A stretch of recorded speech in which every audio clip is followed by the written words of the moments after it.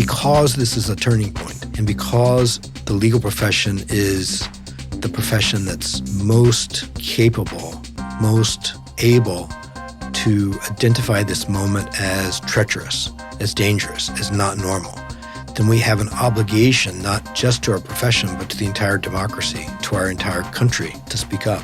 So that's what I'm trying to do, and that's what I hope my students do too. Welcome to the award-winning podcast, Lawyer to Lawyer, with J. Craig Williams, bringing you the latest legal news and observations with the leading experts in the legal profession. You're listening to Legal Talk Network. Welcome to Lawyer on the Legal Talk Network. I'm Craig Williams, coming to you from Southern California. I occasionally write a blog named May It Please the Court and have 3 books out titled How to Get Sued, The Sled, and my newest book, How Would You Decide? 10 Famous Trials That Changed History. You can find all 3 on Amazon.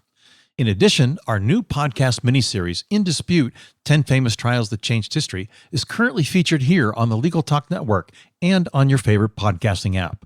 Please listen and subscribe. What is a constitutional crisis? For some, a constitutional crisis is when the president defies the Supreme Court. For others, it's when the president simply defies a federal judge's order. Under the reign of President Trump and his administration, the country has dealt with a number of incidents where judicial orders have been disregarded. Kilmar Abrego Garcia, Rümeysa Öztürk, Mahmoud, Khalil are 3 individuals who have taken center stage in the battle between the courts and the Trump administration and the quest for due process. So what constitutes a constitutional crisis? And are we currently in one? Today on Lawyer to Lawyer, we will discuss whether the country is currently in a constitutional crisis. We will talk about the Trump administration's defiance of a Supreme Court order involving the return of Kilmar Abrego Garcia to the United States, the power of judicial versus executive branches, and the consequences of defying the rule of law. Well, to help us better understand today's topic, we're joined by guest Kent Greenfield, an internationally recognized scholar of constitutional law and corporate governance.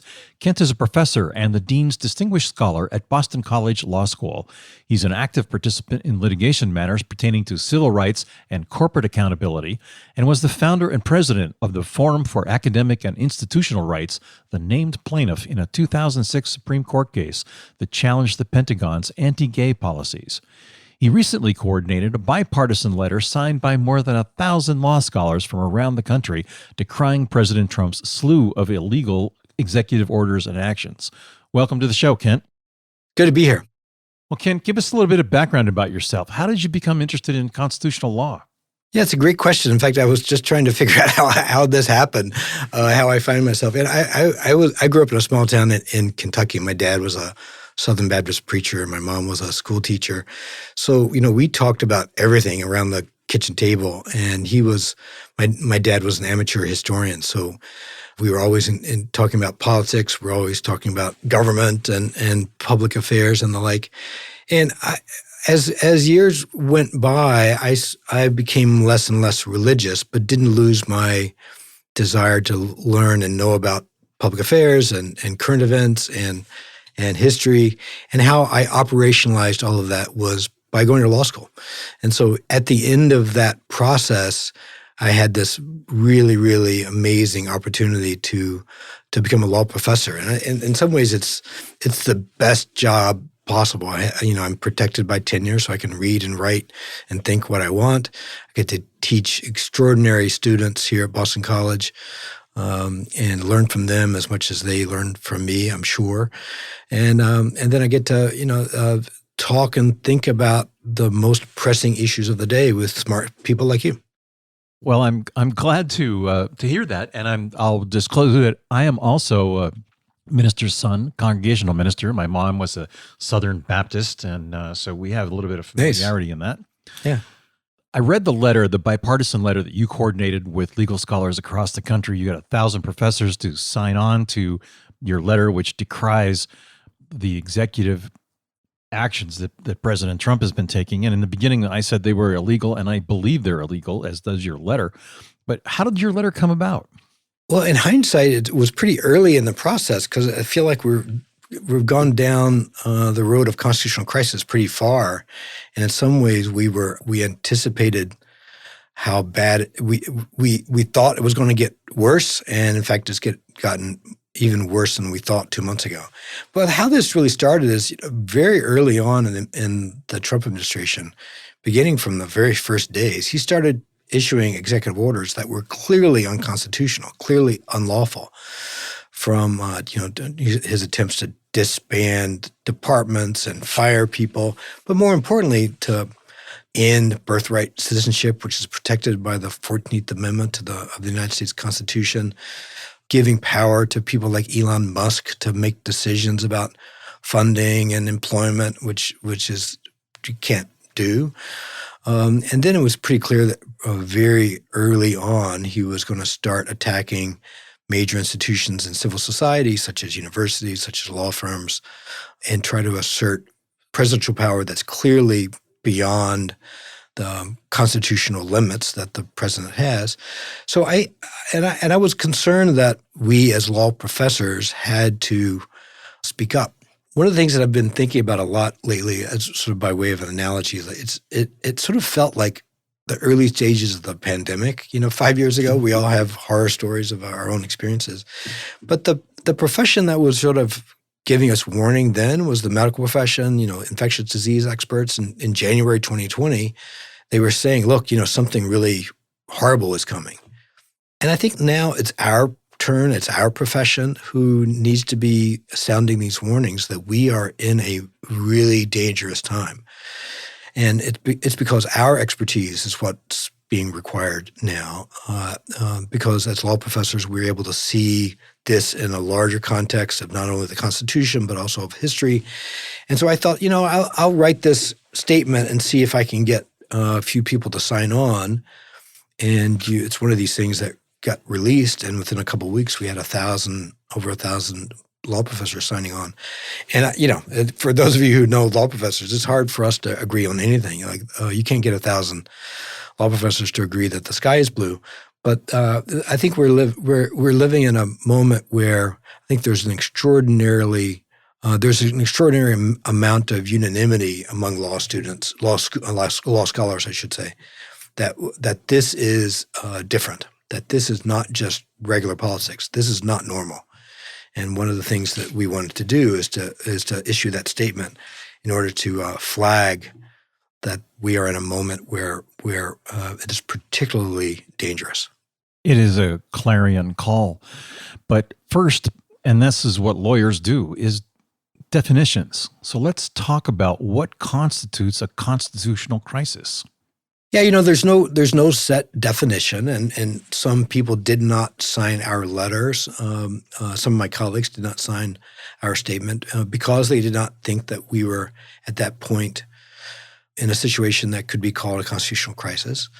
But I thought it was, and I continue to think it was even then, and even more so now, because the breadth and brazenness of the president's illegality was unprecedented. He was issuing executive orders that were clearly unconstitutional, the citizenship being one, the attacks on universities being others, the attacks on law firms being others. And then, around the time we were writing this letter, he put up a post on Truth Social that said, "He who saves the country cannot break the law." And the White House official account sent out a picture of Donald Trump in a crown. And that was a tripwire for me, for us, that this is not a normal administration, this is not a normal time. But I think, what really constitutes a crisis, in my view, is any time one of the branches is acting in a way that's unchecked by the others. And I think we certainly are seeing that. Now, how far that will go, I think we're still up in the air, but we've gone pretty far already. It's pretty clear that the administration is not acting in good faith in putting into place the Supreme Court's order from last week about Abrego Garcia. And it's pretty clear that the administration's lawyers are lying in district courts. It's pretty clear that administration officials are disregarding district court orders. And it's pretty clear that the Congress does not have any interest in checking the president for their part. So we're in a position where courts are really the only check, and it looks increasingly like that the judicial checks are less sure than ever.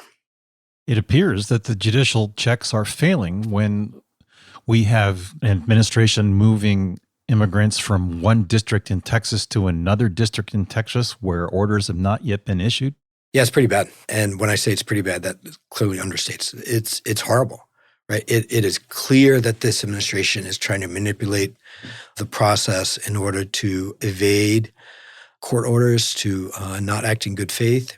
I think the fact that the Supreme Court acted over the weekend, issuing a midnight order essentially to stop the busing of immigrants exactly in the situation that you mentioned, in order to put them on a plane to take them to this torture prison in El Salvador. The fact that the Supreme Court entered that order at midnight, a little after midnight, was extraordinary. It's highly unusual. It does give me a little bit of hope that the Supreme Court does seem to be stepping up. If you sort of trace, they've issued a few orders over the last couple of weeks, and they're getting increasingly stern. You've got the Fourth Circuit writing an opinion over the weekends, authored by a famous conservative jurist who's very well respected, Harvey Wilkinson.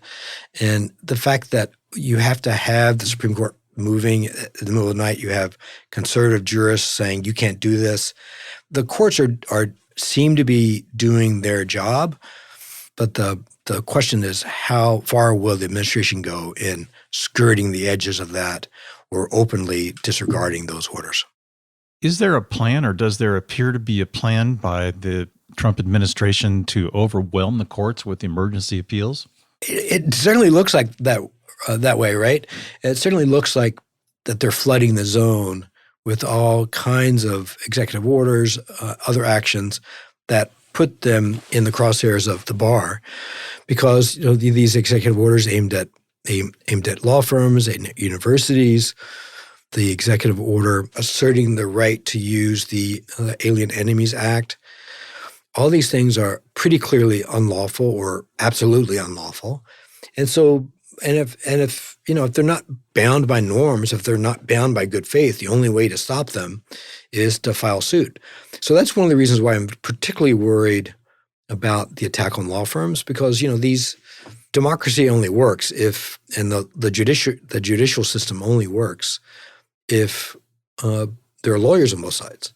And when you attack law firms and make it increasingly impossible for them to step up in this moment, if they're intimidated, if they're being bullied, if they're capitulating, without those law firms, the power of an increasingly authoritarian president just grows and grows. Well, let's talk about some of those law firms. Some of them have caved to his requests and then found themselves in further crosshairs. How can these law firms capitulate? I mean, we have law firms that are standing up and saying, no, they're going to sue. But what about the ones that have just decided to back down? And I may have some personal experience with one of them. Well, it's a really dangerous time for lawyers, for our legal profession. I'm teaching first-year law students these days, and I told them this morning that I think the attacks on law firms are the second most dangerous thing happening, and the first most dangerous thing happening is the capitulation of those law firms.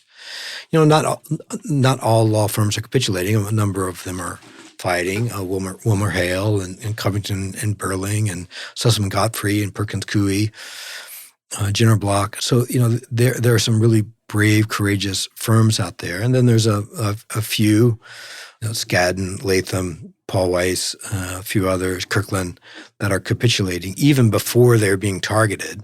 Sort of talk about anticipatory obedience. And then most law firms are remaining silent right now, trying to keep their head down. And I think this is a calculation that law firms are making. How much do they want to raise their head above the parapet? Of course, that calculation is the same with universities. It's the same with individuals. It's the same with Republican members of Congress. It's the same with Republican state officials. How much do you want to take personal or institutional risk in this really dangerous moment? Well, you've stepped out there. I mean, are you afraid? I'm afraid for our country. I'm afraid for our democracy. And I do think that these are the moments where individuals can make a difference. Individuals, with knowledge, with a good heart, with courage, they can do a lot of good things right now. But, of course, in any of these situations, the more people who are acting out and the more acting up, speaking out, the easier it is. I think courage breeds courage.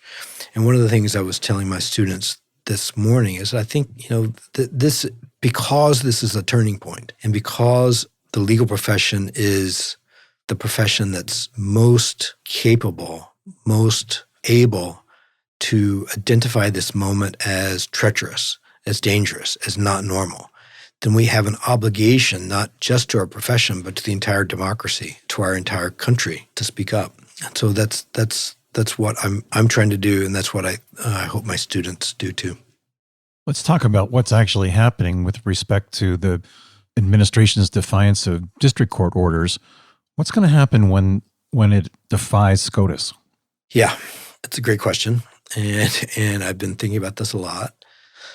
And I think the thing to remember, and when I teach my 1Ls, my first year law students, one of the things that we realized from the very first few classes when we started talking about Marbury v. Madison, the Supreme Court does not have an army. They only can enforce their acts if the other branches and other institutions and other people respect what they have to say. So I think the Supreme Court has eroded its own legitimacy and its own power over the last few years in various ways. Ethical problems, disregard of precedent, not taking seriously the claims of people who petition it for aid. But I do think that if the Supreme Court issues an order and the Trump administration decides to disobey it, honestly, there are not many options. There are political pushbacks, but I'm not sure how powerful those would be in the short term. I think in the end, we have to be willing to rise up as a people and protest and, take to the streets in a sense to protest this kind of lawless action. I think often in America, we are so optimistic about our country and our institutions that we don't realize what we are seeing sometimes, or we engage in magical thinking about what's really going on. And so we don't recognize the seriousness of the moment. But there are really important moments in our history where things went really wrong for a long period of time. This is not the first. No, this is not the first. And we should not be so confident in our own institutions that nothing can ever really go wrong, or that the politics will protect us when, the political feedback loop is being undermined, when in the end, so much depends on the good faith and courage of individual. The Secretary of State of Georgia had been a different person, Georgia might have flipped in 2020. I can't remember the gentleman's name, but there was a Republican head of some voting board in Michigan that certified the results from Detroit, even though he was being pressured not to. These are the kinds of personal courage that is required in moments like this. So I do think that, as I talk to my students about the history of the Supreme Court, let's say, when they required the segregation in the South, in the end, the Little Rock Nine only got into the high school in Little Rock when President Eisenhower sent the 101st Airborne to enforce the Supreme Court's order. You must obey. And in the end, the Supreme Court doesn't have an army. It has to borrow the army of the president. And so let me interrupt here for a second, of course, because what is the constitutional mechanism for the Supreme Court to enforce its orders against the executive branch? Because if the executive branch, as you said, if Eisenhower didn't send the soldiers, that order would not have been enforced. How can the Supreme Court enforce its orders? It can't. It can't. Our whole it's in some ways it's so awkward to admit. But the whole system depends on these three branches sort of legitimizing and recognizing the legitimacy of each other and obeying the law and obeying norms. So much of constitutional law that I teach is sort of vague, abstract principles that are enforced by way of norms. And if you have a norm-breaking, norm-ignoring president, the Supreme Court is out of luck. And I think one of the reasons why you see the Supreme Court hesitant to step in right now is that they don't want to be in that position. You know, Marbury v. Madison, the first case, our foundational case that articulates the power of the courts to strike down laws, the details of that case are so interesting because the way that it turned out, they asserted the right to strike down laws about a law that was about the court's own jurisdiction. So the president at that time was Thomas Jefferson, who hated John Marshall, the head of the court. The executive didn't have to do anything. So they announced this power of judicial review in a case where only they had to obey it. So this problem is fundamental and has been longstanding since our very framing. The whole system depends on courts being trustworthy and courts being trusted. And as the trustworthiness erodes, it becomes much more likely that courts are trusted less and are obeyed less. So I think we are in a moment. Now, we haven't gotten there yet. You know, we haven't gotten to a point where Trump openly says, "I am disobeying the Supreme Court." In fact, he says the opposite. He said, "I'll obey a Supreme Court order." But, you know, there's no magical difference between a district court and the Supreme Court. You know, they both have the judicial power. And he's certainly disobeying district court orders at the moment, or at least diminishing them and avoiding them and evading them. But I think if we see in the next couple of weeks that he just says, you know what, that order is wrong, I'm not going to obey it, then we are in a full-blown constitutional crisis, because at that point, the only remedy is protest, is massive political uprising to protest the downfall of our democracy and our democratic system. So, you know, we're not there, and I hope I'm wrong, but, you know, if this administration openly defies courts, then we're in a different world. Let's talk about the driving force about what's got us here. It's due process. I mean, there are currently individuals who are being taken off the streets by ICE, sent to detention centers with no due process. That's a violation of the court's order. It's a violation of the Constitution. What's going on? Yeah, right. I totally agree. I do think the president is asserting as robust, it's his robust executive power to make decisions around foreign policy, immigration. There are statutes that allow the Secretary of State to make certain judgments. And, you know, I will say immigration law, which I don't know that much about, in the best of cases is not so friendly to the immigrant, to the migrant, to the resident, because of the president's massive power in this space. But I think what's going on is that Trump ran on to this xenophobic rant against a migrant invasion, which I don't think is factually accurate. But I think he's engaging in sort of some performative acts by the president using his presidential power in order to sort of satisfy those who voted for him for that. You know, there's no way that he's going to be able to deport everybody. That was never legitimately possible.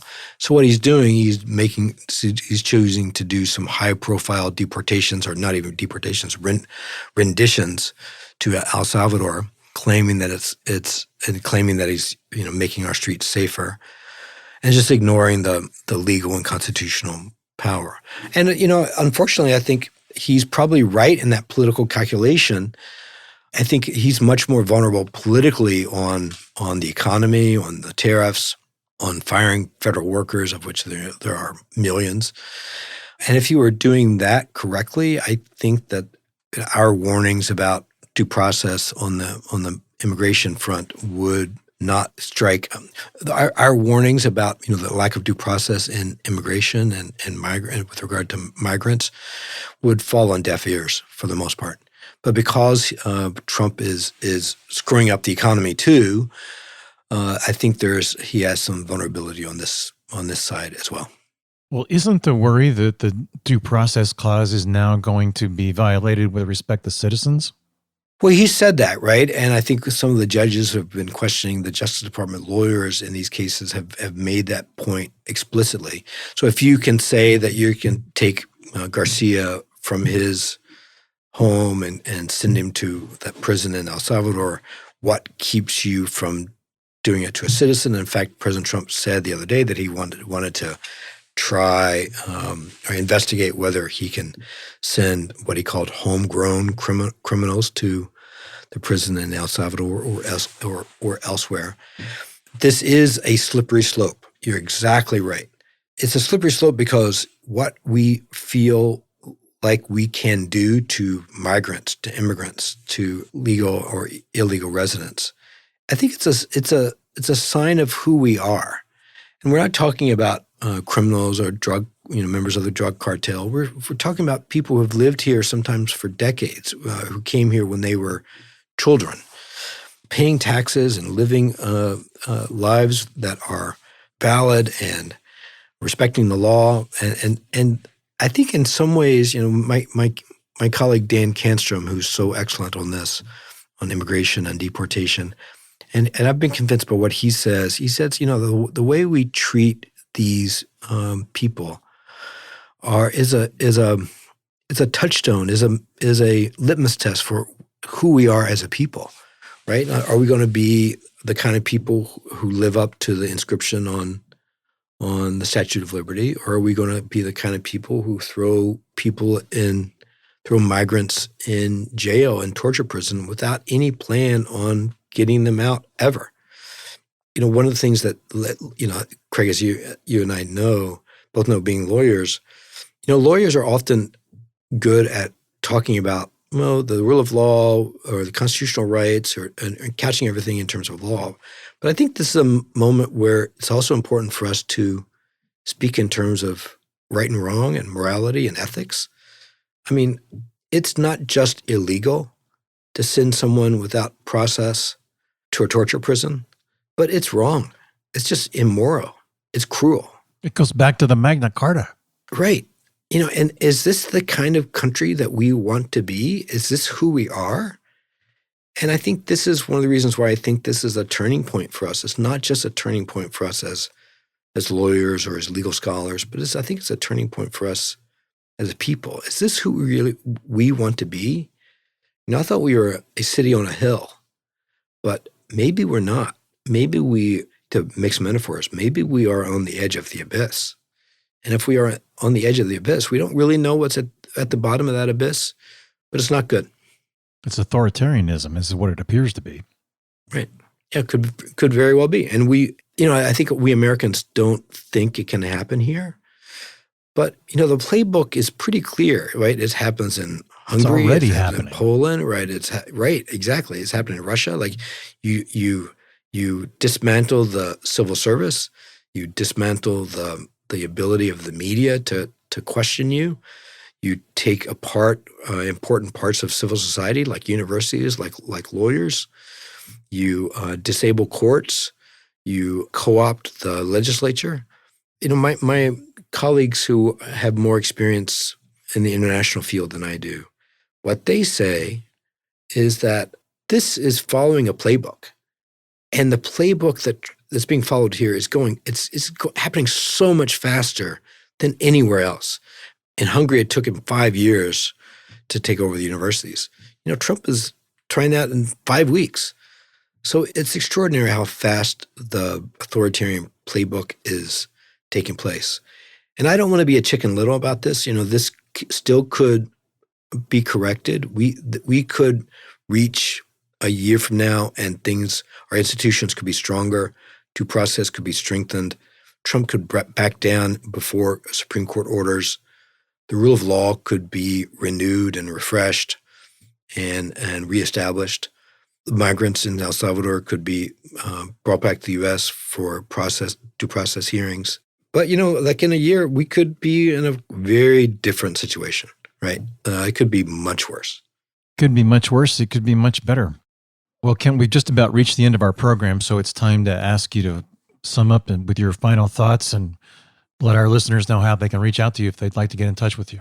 Yeah, I'm happy to receive emails. I'm at kent.greenfield@bc.edu. And I think my final words, I was hinting at it before, I do think we are at a turning point. We've made bad choices as a country before, and we really need to be mindful of the moment we find ourselves in. Because this could go one of two ways. And, just like at the beginning of the pandemic, we have to be very mindful of the risk that we're running. But, one of the things that we know from the pandemic is that you can't defeat the pandemic by ignoring that there's a virus. You can't defeat a pandemic by thinking everybody else is going to fight it. You've got to fight it. And lawyers, citizens, voters, students, professors, members of law firms, members of civil society, we've got to fight. And we've got to rise up in this moment and recognize how dangerous of a moment we are in, because it could go bad quickly. But we could get out of it. But it's going to take collective action and firm, courageous collective action. Well, Kent, thank you very much for being on the show today. This has been a tremendously interesting discussion. Thanks so much. It was my pleasure. Well, here are a few of my thoughts about today's topic, as if you didn't already know. I believe we are at, as Kent put it, at the precipice of a constitutional crisis, if not already in it, given that the administration seems to be defying or trying to work around federal orders, pretty much not in good faith.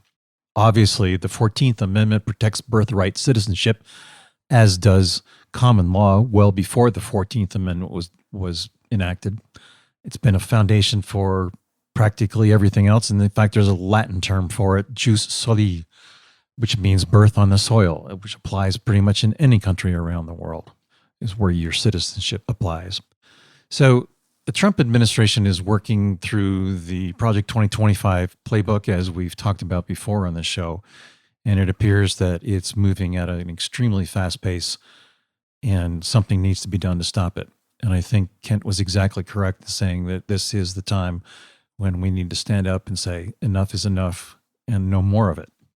Well, that's it for my rant on today's topic. Let me know what you think. If you've liked what you heard today, please rate us on Apple Podcasts or your favorite podcasting app. You can also visit us at LegalTalkNetwork.com, where you can sign up for our newsletter. I'm Craig Williams. Thanks for listening. Please join us next time for another great legal topic. Remember, when you want legal, think lawyer to lawyer.